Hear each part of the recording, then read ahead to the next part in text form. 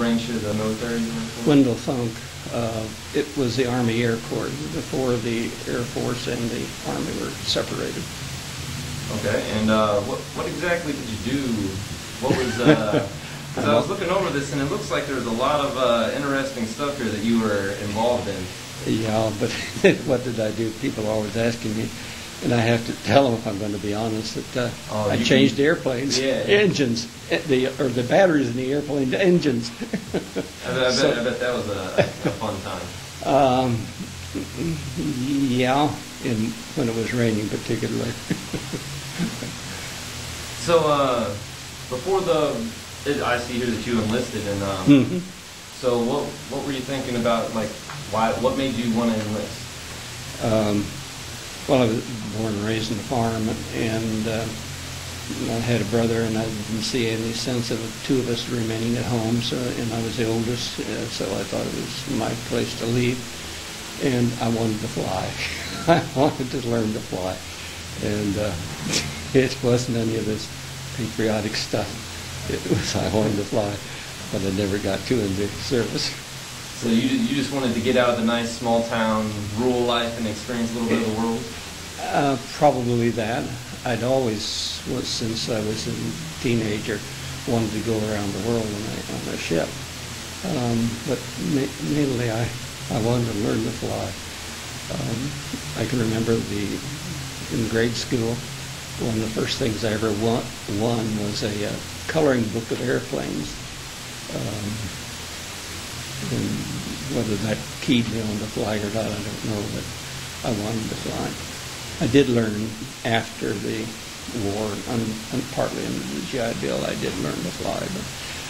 But they told me when I enlisted, you just come on in and go to airplane mechanic school, and we'll call you as soon as we have an opening. And at 22 off the farm, I believed them. So they put you to fixing on the planes, huh? Yep, went to mechanic school. Well, forced basic training in Miami Beach. That was great. We ate at one of the big fancy hotels there, and lived in a smaller hotel where I did. Had a very fine room, best bedroom I ever had to that time.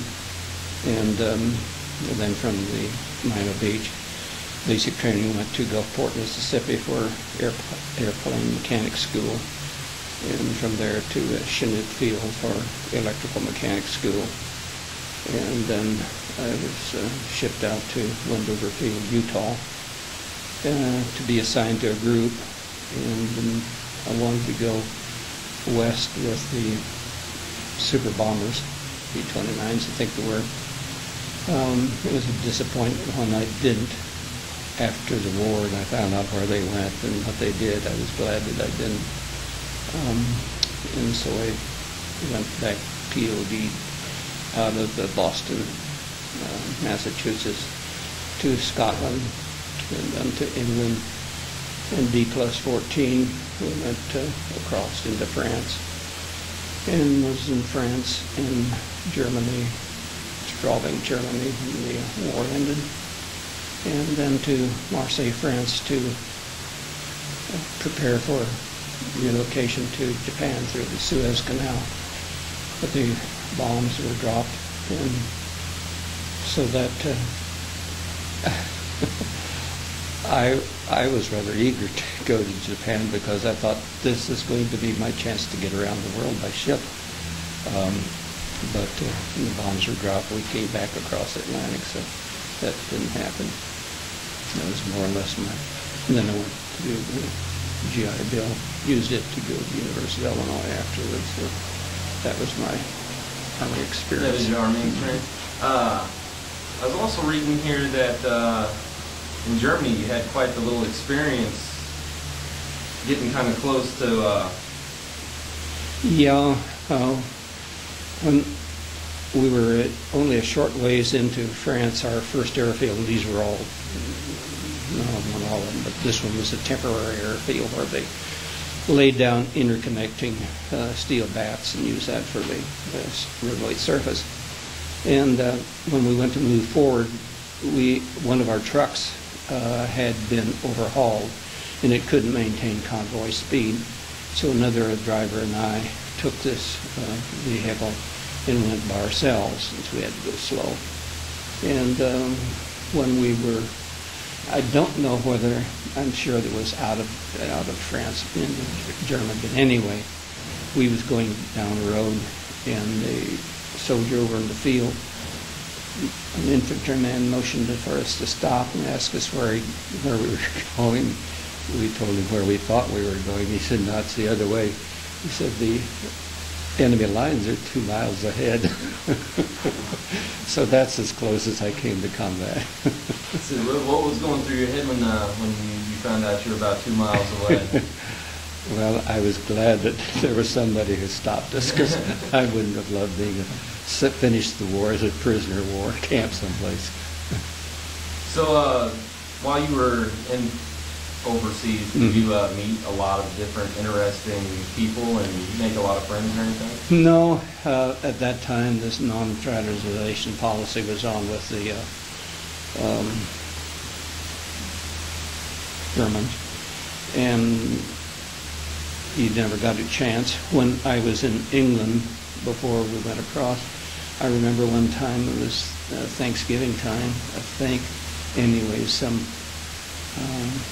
ceremony holiday that we participated in here in the United States, and there was a English soldier, young one. I was only 22 when I went in. He asked me to come to their house for this holiday, and I knew they had very little money. Their rations and so forth were very sparse over there in England, and I declined, and he pressed me, and I still declined. I wished I hadn't done it now, but that was my missed chance there. I can remember an incident too in England. We oftentimes were not highly thought of over there, and with justification. We were walking down, another fellow and I were walking down the street one time. There's a couple of fellows ahead of us, soldiers, they're American soldiers, and one of them would take out the English coin, which they called a pence, was large as our silver dollar, and as heavy because it was thick copper. And this fellow, one of those fellows in front of us, would take these out and throw them and roll them down the street. Well, you can know how that impressed the local people. That money that they were throwing away probably could buy them a meal for the day, or the fixings of a meal for the day. So you had the two sides of experiences there. I found the English were always pleasant to me, just as that. And another thing that would irk me is when we was to a movie or something like that, and they would come to the end, they'd played God Save the King, which is their national anthem. And some of our troops, unfortunately, were not very respectful.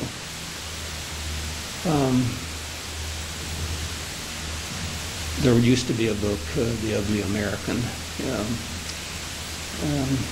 which was pretty much on the key. And I hope we're getting away from that. And I think General Petraeus has worked immensely to make that so, that we are more humane and realize that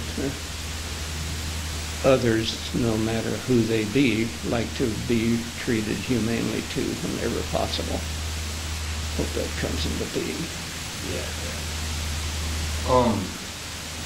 Were you single, married when you enlisted? I've been a bachelor my entire life. Okay, nice. This is why I could go around the world.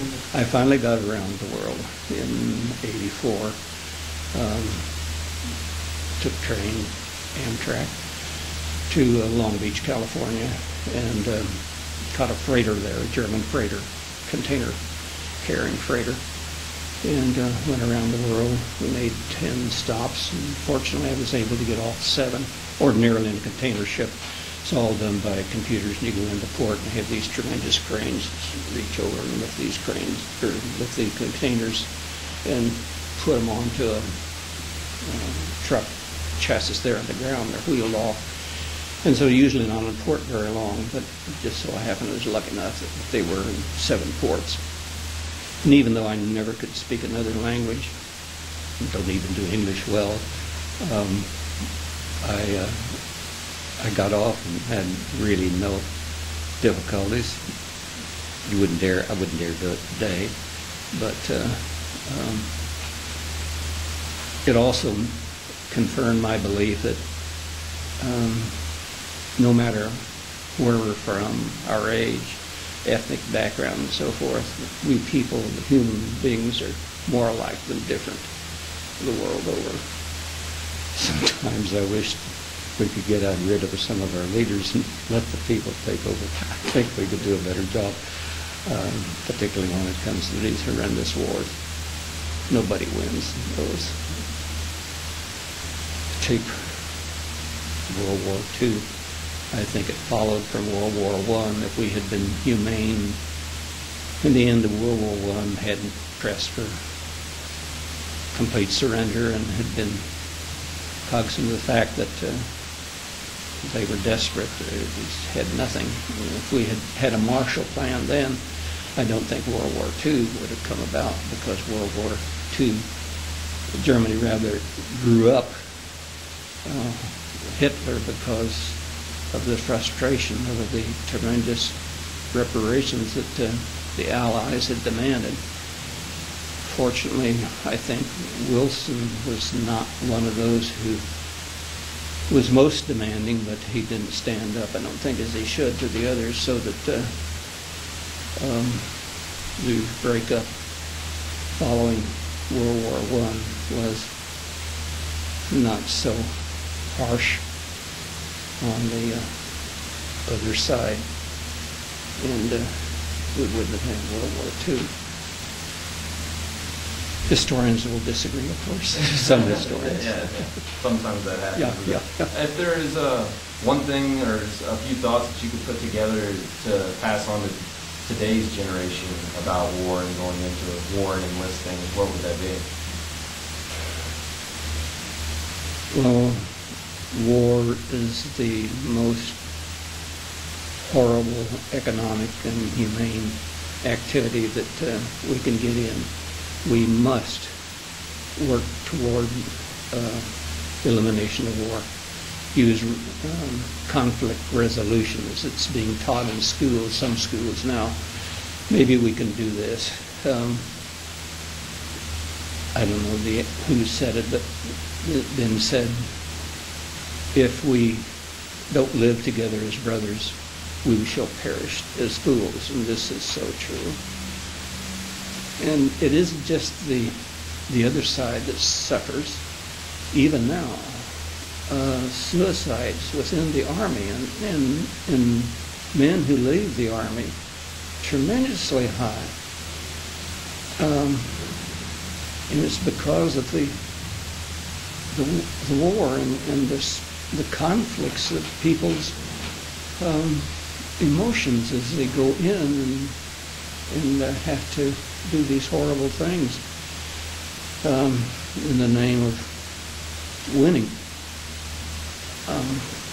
I think it will come. How do you think your generation is a little more toward peaceful resolution? I'd like to think personally that I am. I see no need to be involved in war. But then again, there are other people in my generation that do feel the need that we need to be fighting other fights that won't end peacefully ever. So I personally don't feel that a need for war ever. I'm not a warrior. Had no intention of being a warrior. Had no desire to be a warrior. It's not why I enlisted. I told you, it's selfish. I wanted to learn to fly. Figured that was my best chance. There's another quote that I like. Do not teach a person to use a gun until you have taught them how to dance. And in relationship to this high suicide rate, I just wonder if we did that, I don't think we'd have this suicide rate. And that's only a small part of what the damage that war does. But it's a simple thing, and I think it's so true. And we build these tremendous, not just us, other countries do too. We have a higher per capita investment in war material and so forth. The Russians have just completed, I think, a humongous aircraft carrier. But we feel finished one, I think, down in New Orleans, or that area down there in the south, in the Gulf a few years ago. And that's not going to solve our problems. But you don't prevent a war by preparing for it. Sometimes I think maybe the preparation, when you think you can outdo the other guy, it leads to war. But I hope that I hope that your generation can see that there is humanity in other people, and they have as much right to justice in this world as we expect for ourselves. And I hope that it will be attained. Do you see more of a interest in your generation for trying to understand other people rather than? I see it start to come around now. A lot more people in my generation are more accepting to other people's views rather than being just stuck in their own personal view that's been passed on to them about fighting and other people's backgrounds, histories, ethnicities, stuff like that. Yeah. I think it's starting to come around. I hope it fully comes around. Do you have any people that you know in the Peace Corps? I know 2 people that are in the Peace Corps. And another thing that's helped me, that showed me, is I have relatives that are over in Iraq. I had one come back that's in a wheelchair now, and so it's a dangerous thing. He'd asked me if I had got acquainted with others overseas, and I didn't very closely. But when I was in France, Picqueville was a town, and I got acquainted through a young boy came out to our airfield looking for scraps, and the family consisted, he and his younger sister and his mother and his father had been killed earlier in the war, and they'd had a butcher shop and it was destroyed. And so every time I could get something without stealing it, I would give to him. And I remember one time trying to lift him on, we worked on P-47's Thunderbolts, fighter bombers, and trying to lift him into a cockpit one time, and he kicked because I suppose he knew what those machines could do, and he didn't want me to be part of it, get any closer to it. And another thing wasn't so pleasant.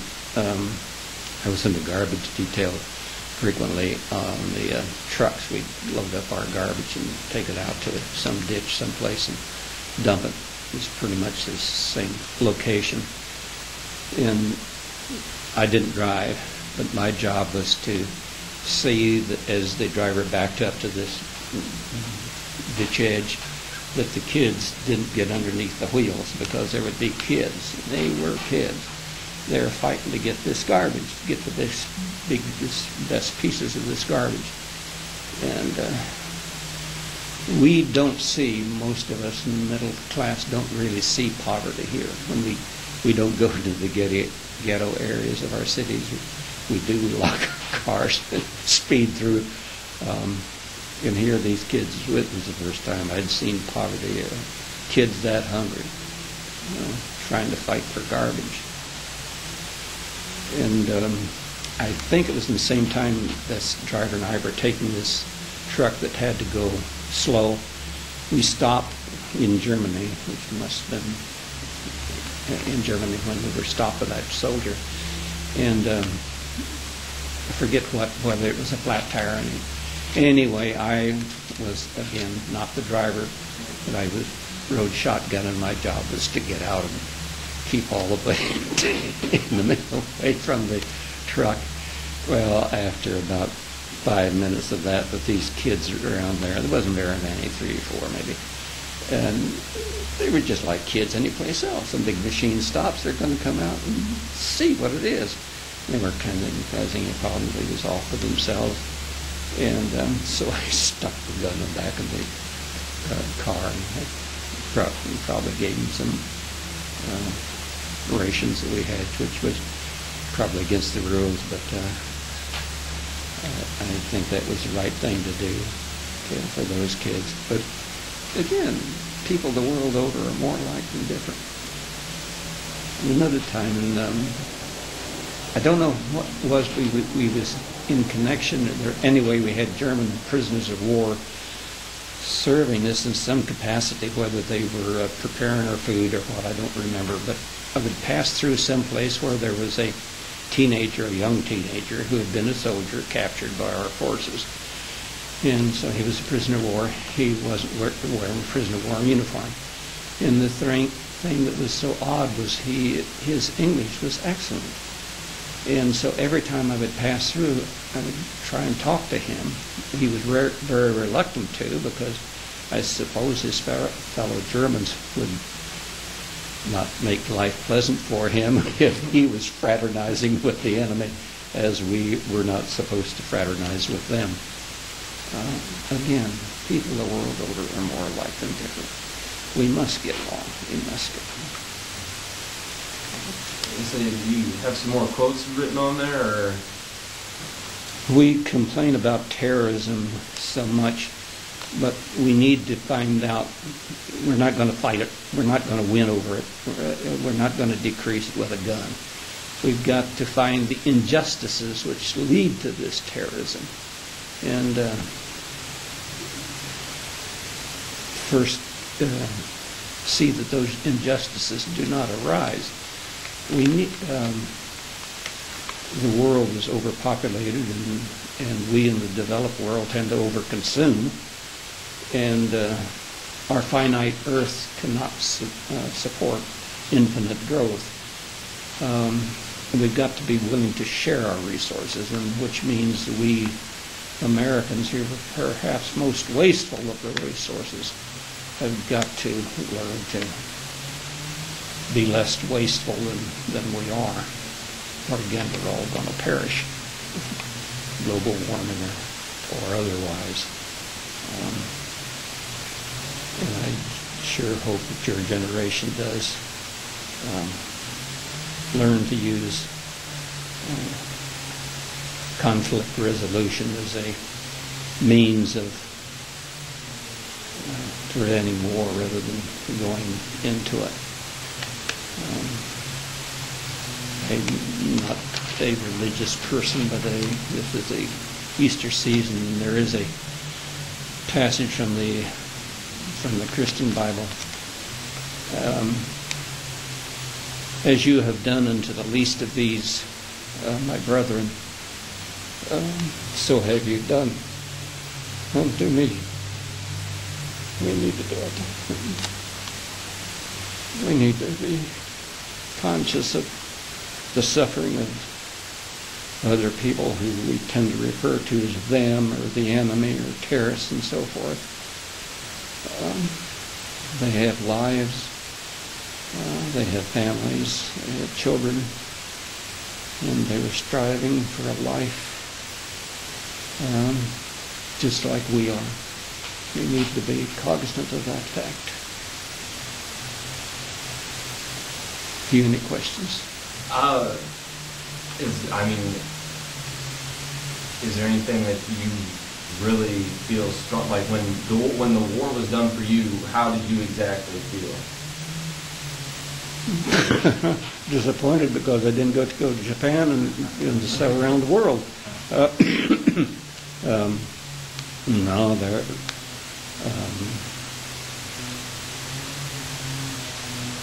I knew the bomb had been dropped, or the bombs had been dropped.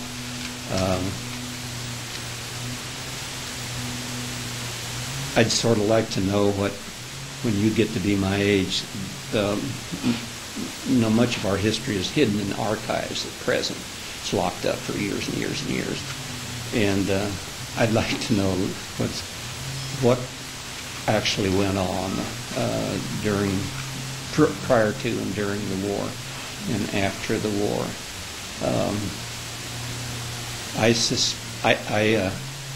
I think that we did evil in the war. No war is ever fought justly, entirely justly. There's always unjust actions in all sides in the war. And I think our bombing of Dresden was uncalled for. The war was about to end, and there was no sense of devastating that city. And even many of my peers do not like this, but I think the bombing of Nagasaki and Hiroshima were evils too. We didn't do it to bring the war to a short end. I don't think we did it to scare off the Russians and said, "See how powerful we are, don't you dare do anything." And I think this will come to light when the archives finally are released on that. Just hope your generation does better than my generation did. If there is any final thoughts that you would like to talk about to wrap up, if there's a few things that you would like to pass on to a generation, what would be your exact words to my generation, generations past mine? Learn to live as brothers. Very true. Anything else you'd like to add before we? No, when I use the term brothers and when I put things in the masculine term, I'm not speaking of man, I mean man. Yeah.